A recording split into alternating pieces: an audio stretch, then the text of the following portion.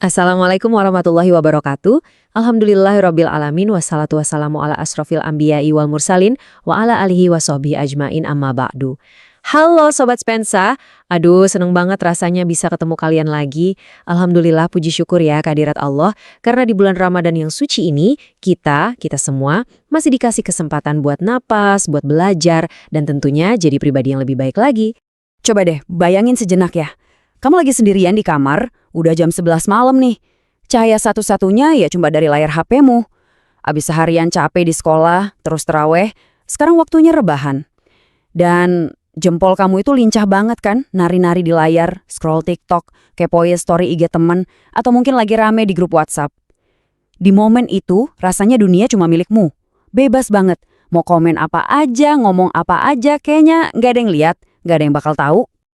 Tapi pernah nggak sih kita berhenti sejenak dan mikir, di balik rasa bebas itu, di balik perasaan, aman nggak ada yang tahu, sebenarnya ada CCTV yang nggak pernah mati. Nggak pernah kedip. Pengawasan yang bisa nembus tembok kamar kamu, nembus layar HP kamu, bahkan nembus sampai ke niat paling rahasia di dalam hati kamu. Jadi gini, di zaman sekarang ini, media sosial itu udah kayak dunia kedua buat kita kan? Banyak banget enaknya, banyak serunya di sana. Tapi hati-hati, kebebasan yang kayaknya tanpa batas ini bisa jadi pedang bermata dua. Apalagi kalau kita lupa sama satu pondasi akhlak yang super penting dalam Islam. Nah, pondasi itu namanya muraqabah. Apa sih muraqabah itu? Gampangnya gini, muraqabah itu perasaan, kesadaran di dalam hati kita yang bikin kita yakin bahwa kita itu selalu setiap detik diawasi oleh Allah Subhanahu wa Ta'ala. Yakin seyakin-yakinnya, gak ada satupun gerak-gerik kita, bahkan bisikan hati sekalipun yang lolos dari pengawasannya. Anak-anakku sekalian, kita ini mungkin jago banget ya ngehapus history pencarian di Google. Atau pakai mode incognito biar gak ada yang tahu. Komentar jahil yang kelepasan ngetik, gampang hapus lagi. Tapi, coba jawab pertanyaan ini deh. Bisa nggak kita nekan tombol delete di catatannya malaikat rakib dan atid? Jelas gak bisa kan?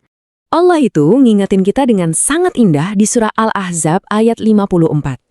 In tubdu syai'an aw tukhfuhu fa innallaha kana bikulli syai'in alimah. Artinya, apapun yang kita tunjukin atau yang kita sembunyiin, Allah itu maha tahu segalanya.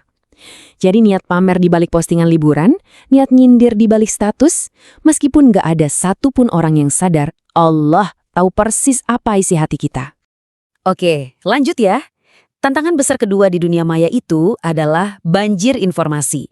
Arusnya deres banget. Saking deresnya, kadang bikin kita lupa buat ngerem dan mikir dulu. Pernah kan dapat pesan berantai di WhatsApp yang heboh banget?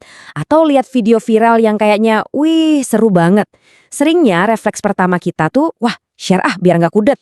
Nah, rasa takut ketinggalan alias FOMO inilah yang bikin jempol kita gercep banget neken tombol share tanpa ngecek dulu bener apa enggak. Padahal coba deh pikirin berapa banyak fitnah, berapa banyak permusuhan, bahkan mental orang bisa hancur cuma gara-gara satu klik share dari kita atas berita bohong. Nah, sebagai pelajar muslim yang cerdas, kita punya senjata ampuh nih, namanya tabayun.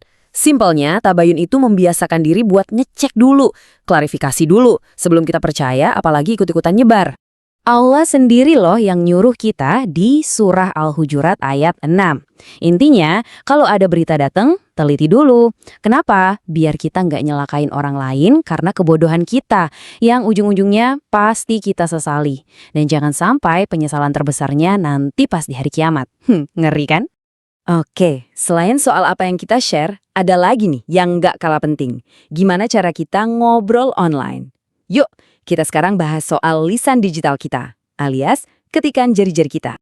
Gampang banget ya kita nemu kolom komen yang isinya caci maki, kata-kata pedes. Orang tuh bisa tiba-tiba jadi super berani ngehina fisik orang lain, body shaming, ngebully, cuma karena ngerasa aman, cuma karena sembunyi di balik keyboard dan akun anonim. Nah, dalam Islam, semua jenis omongan bohong, komentar jahat, ucapan yang nyakitin hati ini punya nama, qaul zur. Coba deh kita renungin, sebagai umatnya Nabi Muhammad yang terkenal banget sama tutur katanya yang lembut dan indah, masa sih jari-jari kita malah kita penuhin sama kotoran qaul zur kayak gini? Kan gak pantas banget ya? Dan ini serius banget loh, coba deh lihat. Di surah Al-Hajj ayat 30, Allah itu naruh perintah buat jauhin qaul zur atau omongan dusta. Persis di samping perintah buat jauhin berhala alias syirik. Ini tuh sinyal yang kuat banget dari Allah kalau dosa nyakitin hati orang lewat lisan, itu dosa yang gede banget. Oke. Tadi kita udah ngomongin hal-hal yang harus diwaspadain ya. Sekarang, yuk kita balik energinya. Jangan cuma ngomongin jangan ini, jangan itu. Justru, ayo kita bahas apa yang bisa dan seharusnya kita lakuin buat bikin dunia maya jadi tempat yang lebih asyik dan positif. Coba bayangin deh, medsos itu ibarat sebilah pisau. Kalau dipegang orang jahat, ya bahaya banget. Tapi, kalau dipegang sama koki jago, pisau yang sama bisa jadi alat buat bikin masakan yang enak banget, yang bikin banyak orang seneng. Nah, alatnya kan sama, netral. Yang nentuin, ya kita, yang make. Kalian semua ini kan generasi yang kreatifnya luar biasa. Jago ngedit video, pinter bikin desain grafis, pandai nulis caption yang ngena di hati. Nah, skill-skill dewa kayak gitu, kenapa nggak kita pakai buat nyebar kebaikan? Yuk, bikin konten yang positif, bikin video dakwah pendek, bikin poster yang ngingetin temen buat berbuat baik, sebarin pesan-pesan damai. Ayo, ubah bakatmu jadi ladang ibadah. Nah, inilah wujud nyata dari amar ma'ruf nahi mungkar di era digital. Dan kerennya lagi, Allah udah janjiin keberuntungan dan kemenangan buat siapa aja yang mau jadi bagian dari pasukan penyebar kebaikan ini. Janjinya ada di surah Ali Imran ayat 104. Sobat Spansa yang dirahmati Allah, sekarang ini kita lagi ada di sekolah Ramadan. Sekolah yang spesial banget. Tempat kita ngelatih diri.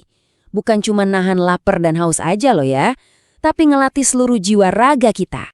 Gimana kalau puasa kita tahun ini, maknanya kita perluas. Yuk kita tambahin satu lagi, puasa jempol. Iya, puasakan jempol kita dari ngetik yang nggak penting, dari nyebar gosip, apalagi dari ninggalin komen yang nyakitin hati. Puasakan juga mata kita dari lihat yang aneh-aneh. Nah inilah esensi puasa yang sebenarnya. Jadilah pelajar muslim yang cerdas, yang bijak di tengah lautan informasi ini. Pakai teknologi di tanganmu itu sebagai jembatan ke surganya Allah. Jangan malah jadi jembatan yang nyeret kamu ke tempat sebaliknya. Sebagai penutup, coba kita sama-sama renungkan ini. Jejak digital yang kita tinggalin tiap detik, tiap hari. Nanti bakal jadi saksi yang ngeberatin timbangan amal kita atau justru yang bikin ringan. Coba direnungkan. Wallahu a'lam bisyawab, wabillahi taufiq wal hidayah, wassalamualaikum warahmatullahi wabarakatuh.